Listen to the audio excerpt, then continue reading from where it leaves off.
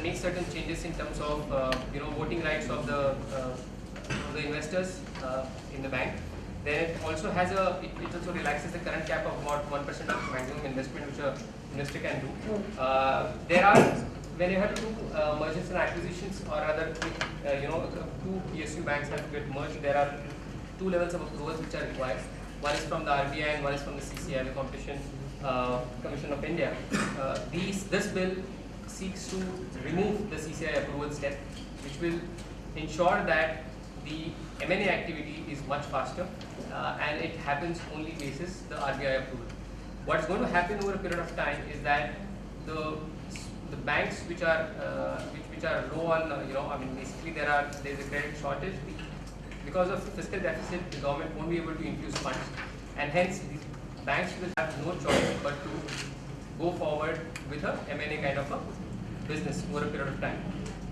The RBI will also have a power of supersede or supervise the subsidiaries of these banks as a part of this bill. Second set of reforms are on the foreign bank side. Foreign banks, after Citibank came in India, up since then, even now, after 20 odd years or so, I think they're still at about 40 branches.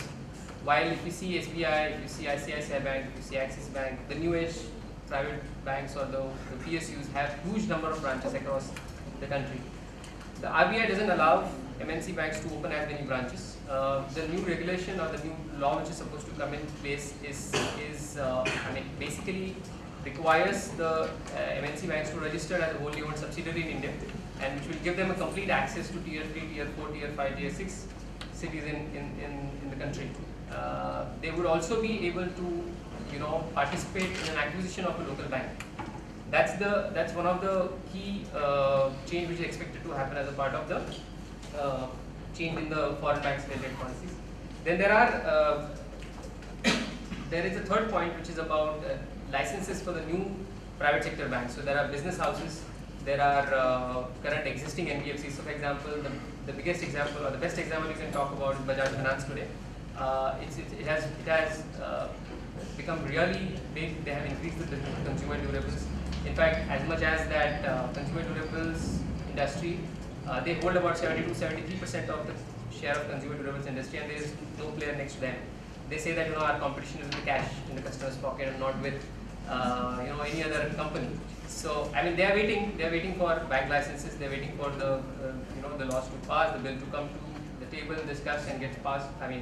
Get signed off. But unfortunately, as I said, there are certain more critical reforms which are stuck, because of which I think we are still lagging far behind on the financial services or the banking side reforms. The last one is on the redefining of the NBFC structure. The NBFC structures, NBFC today has certain rules and regulations under which they have to operate. There are certain NBFCs which can raise deposits, which cannot raise deposits. So there are changes which are expected on the NBFC side as well. So a lot of these discussions over a period of last 5-6 years we have been hearing, we have been thinking, we have been expecting it to happen. But obviously there is a personal aspiration that you will have more banks, hence more jobs, hence more options. But unfortunately, all of that is stuck because of hardly any reforms. That's the point I would make. Well, thank you, Shishir, for excellent insight into various issues confronting the banking sector. I'd just like to draw attention to one thing, that one of the major problems in the wake of these Basel II, Basel III norms is enhancing, facilitating capital infusion in the banks. So recently, earlier, CRISIL, ICRA, they have made some estimates of 6 lakh crores. Recently, RBI has published this annual report, Comprehensive Trends and Progress.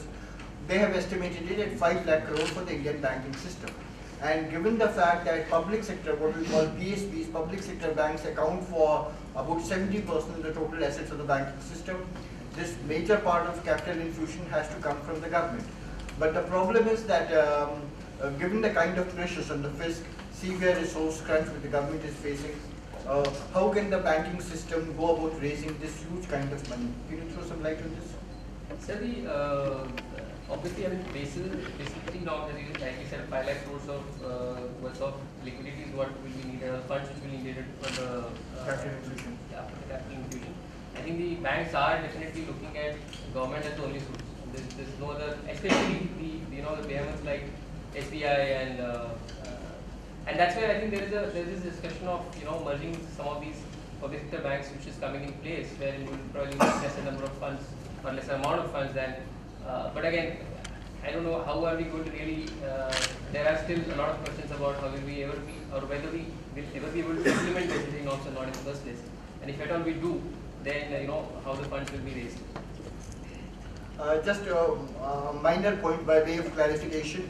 I think Sushil referred to the point that I think it's widely perceived that sometimes there is an impression in the market that the government and the RBI is not pulling in the same direction, at least not to the desired extent. They are not on the same page.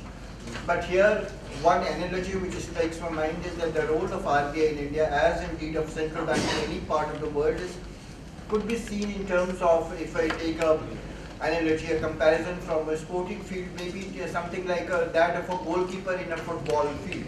Maybe your forward line will fail, maybe your mid line is failed, maybe your defense is failed. But when the ball comes to the goalkeeper, it is not for him to argue that A, B or X, Y, Z have not done. His basic purpose is to defend the goal. So to that extent, in this could be seen as some kind of a justification for the manner in which the RBI functions, as indeed central banks in all parts of the world, including the Fed Reserve Bank. So I thought I would just try to provide a sense of balance and perspective to his well-reasoned arguments. Now from these areas, from banking, let us move to some exciting areas of foreign exchange, depreciation of the rupee. Rupee has depreciated by more than 20, now recently it has gone up again, but over a period of 12 months or so, it depreciated more than 25%. Foreign exchange has seen some volatility. So I request Mr. Hari Prasad to throw some lights on this issue. Thanks, sir. First of all, having spent a decade and a half in the forex industry, I would like to throw some light on the regulatory impact in this sphere of the industry. The foreign exchange market in India was extremely regulated till 1991, and from 93 onward, we started moving to a floating rate exchange mechanism. I mean, till then, a person who was traveling abroad, if you wanted to buy with $500 was the quota allotted to a person. And even to buy that, you had to give umpteen number of documents, this proof, that proof, and whatnot. Today, from that perspective, today it's much more liberalized. I mean, an individual can today take up $10,000 if he's on a leisure trip, and $25,000 is on a business trip. And for students or for medical purposes, to people who are traveling abroad, can take up to $100,000. So we have seen, in the midst of this 90s, we have seen RBI, bringing in a lot of measures to liberalize the foreign exchange sphere. They wanted to take it more nearer to the end users and then not restrict it to the major cities. We have seen in the late 1999, to be precise, FERA being replaced by the milder FEMA, which again brought in a lot of liberalization to the forex industry. And I think moving forward, we are looking at full convertibility to the rupee. And if you look at RBI has been very proactively liberalizing a lot of reforms at regular intervals.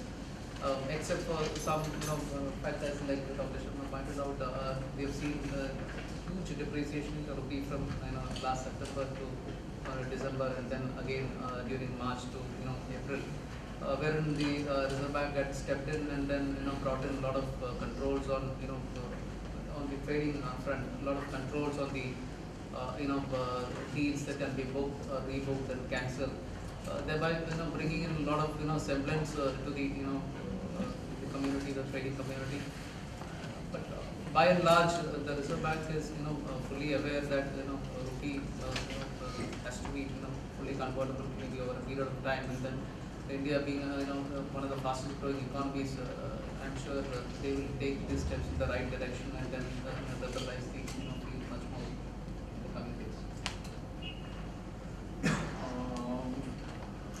Well, thank you, Hari, for enlightening us on this issue. I'd just like to add one point on this depreciation of the rupee. The rupee has seen sharp depreciation. Basically, the way we look at it is that it is some kind of a double whammy on account of both internal and external set of factors. Internally, as all of you are aware, the economy has not been doing well. Last 8 successive quarters prior to this April-June quarters numbers which came out recently, 6-7 quarters successively, we see GDP growth going down successively 1 notch, 2 notch lower. Last year we ended with a GDP growth of around 6%, which was a 9-year low. Again, this year first quarter's numbers which are out 5.5, which is a slight improvement over 5.3, but after 8 quarters, this is a when industrial growth, as I mentioned earlier, a lot of volatility, but still, despite this volatility, one basic factor which emerges is that there has been a clear deceleration in the industrial growth. Apart from these factors occur, WPI inflation is still at a very high level, retail inflation at around something in the region of 10%, WPI inflation consistently it was in double digits, recently came down, is still again hovering at around 7.25, 7.5%. And now what all this has to be seen as part of a pattern. And these all elements have to be seen as part of a pattern in which it has led to reduced confidence, both of domestic investors, foreign investors in the economy going forward. This is one side of the story. The other side of the story, perhaps equally pertinent, is that the global economy is going through a period of turbulence, a period of crisis. The Eurozone continues to be in a bad shape. So in that kind of an environment, there has been a flow of funds from emerging markets, from other countries to what they call safe havens. And that is also a very relevant factor. So I thought I will add this one point to the otherwise excellent points made by Mr. Hari Prasad. Now let me turn to Rohan Matthews, and all of us are greatly concerned about this issue of credit rating. Going forward, how do you see the issue of credit rating globally in general and India in particular? So first of all, thank you for the introduction. Rating per se has been subject to a lot of scrutiny over the past few years. People always look at us as the bad boys of the industry who downgrade stocks, and then the entire market plummets. I mean, what the iBanker would try to bring it up. I mean, I'm not sure, they might try to bring it down also. So what they try hard to do, we just end with a word called as rating. Now, per se, credit rating is a very, very standardized framework. I'm not sure if all of you are aware of that. Rating is a very, very standardized approach which has been delivered to us by SEBI and RBI, and we all work in this framework, be whichever agency. However, our approach towards this framework would be a little different, and that's what makes each rating agency unique. Now just to start off a few topics. Now, people have always been talking about this conflict of interest that has been there in the pricing of all our products in credit ratings. They say that getting the companies whose very bond or loan that we rate, if we get them to pay, then isn't there a conflict of interest? Then the only question I would raise over there is then who would pay us? See, in the end, someone should make sure that the business is sustainable, and otherwise a rating agency would not function in this market. Now, if investors were asked to pay, that would that would turn the ballgame in a totally different direction, because first of all, banks are trying to cost cut, and they would never ever support such unnecessary expenses. So that would not happen. Second of all, people also ask about more rating agencies coming into the country. Now, let me remind you that America, being such a large country or a continent, has only 3 rating agencies, whereas India, being a much smaller country, has currently about 5 rating agencies. However, I should also like to remind you that bringing in more rating agencies could also open a Pandora's box. It can actually bring up more issues which people have never thought about. That is something that I would leave thinking. And lastly, one reform that I would definitely look up to is the transformation of Basel II to Basel III.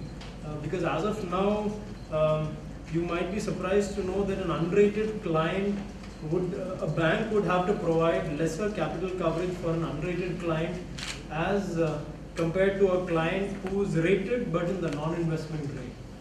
So that is something that has always affected all companies pretty much, and it has also affected the banks who fund such companies. So we are all looking forward to the Basel III guidelines. And last but not the least, as far as economic reforms are concerned, whenever there is a positive economic reform in the market, ICRA or any rating agency would take a positive approach. And whenever there is a negative reform, we always end up with a negative approach.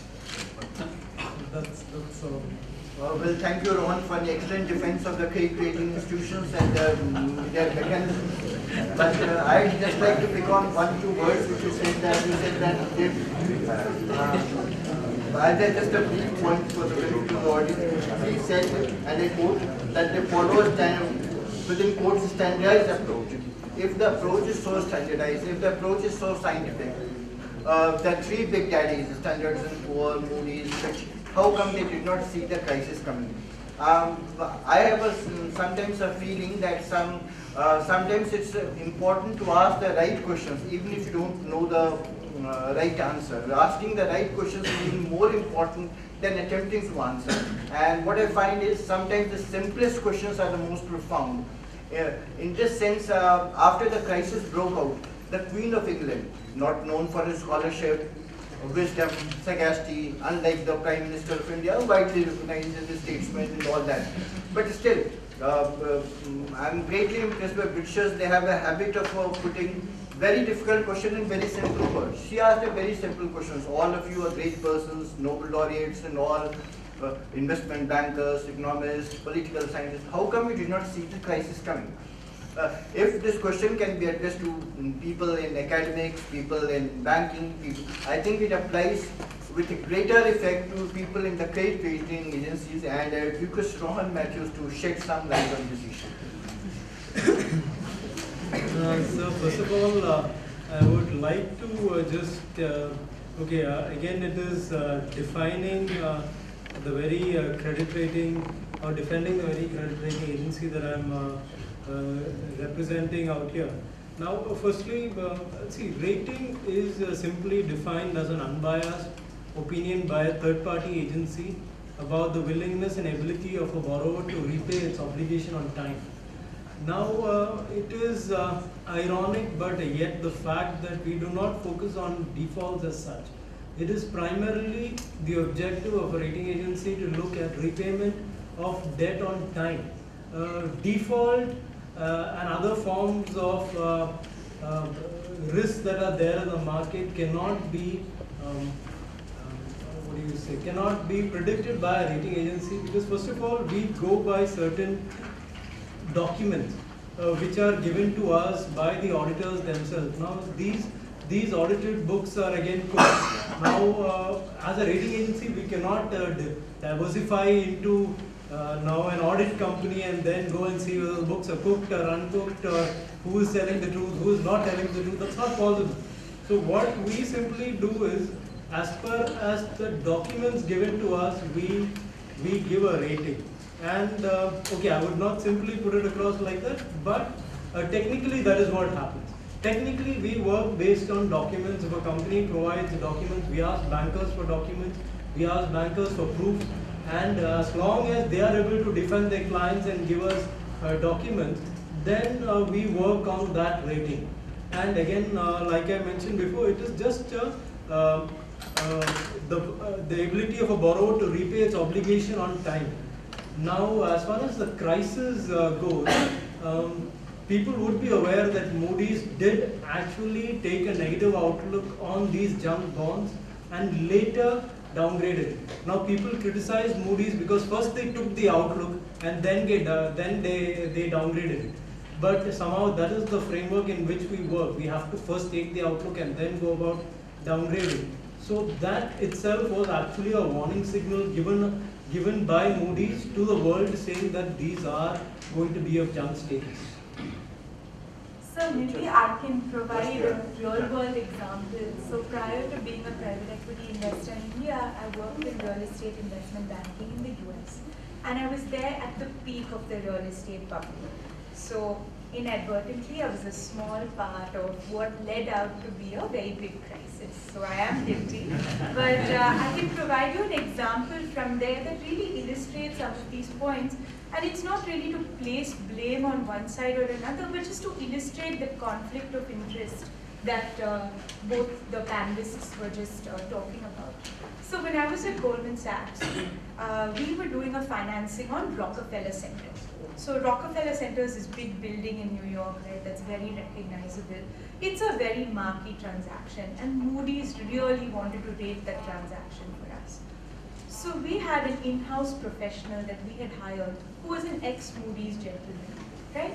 He really understood these models that Rohan was just talking about. So he understood how Moody's does the ratings, on what basis do they make something AAA or AA or whatever it is. So what did he do? He helped us package that deal so beautifully that he knew exactly what rating Moody's would give. And ultimately, who was paying Moody's? It was Goldman Sachs. So Moody's ultimately needed to do what was right for them based on their models, but they also wanted repeat business from Goldman Sachs. So if Goldman Sachs works with Moody's to ensure that a particular transaction looks AA, a lot of smart people working on one particular situation can package that appropriately. So who is to blame here? It's all a question of incentives, right? What is Moody's incentive? They want to do the right thing based on their standard frameworks. They also want to continue to get business because they're a for-profit organization that needs repeat clients to continue to survive as a rating agency.